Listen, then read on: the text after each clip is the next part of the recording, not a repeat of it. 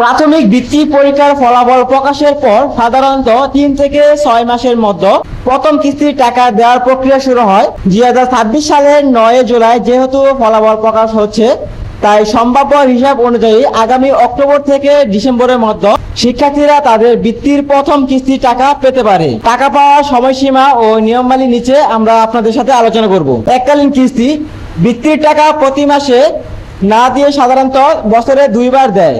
প্রতি 6 মাস পর পর টাকা দিয়ে থাকে।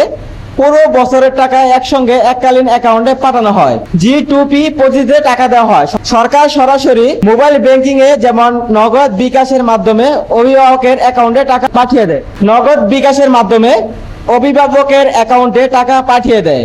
ষষ্ঠ ও সপ্তম শ্রেণী পর্যন্ত পরবর্তী 2 বছর এই বৃত্তির সুবিধা সচল থাকে। যেমন আপনার পঞ্চম শ্রেণীর বৃত্তি পাওয়ার পর ষষ্ঠ এবং সপ্তম শ্রেণী পর্যন্ত টাকা পাবেন, 2 বছর টাকা পাবেন।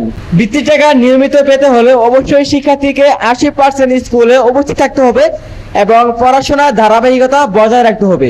তো এই ছিল আজকে বৃত্তি সম্পর্কে আপডেট। যারা বৃত্তি পেয়েছেন অবশ্যই চ্যানেলটি সাবস্ক্রাইব করে রাখবেন পরবর্তী যে কোনো আপডেট পেতে। তো এই ছিল আজকের ভিডিওটি ভালো লাগলে অবশ্যই ভিডিওতে একটি লাইক দিবেন। পরবর্তী এরকম ভিডিও পেতে আমাদের চ্যানেলটি সাবস্ক্রাইব করে রাখবেন। ধন্যবাদ।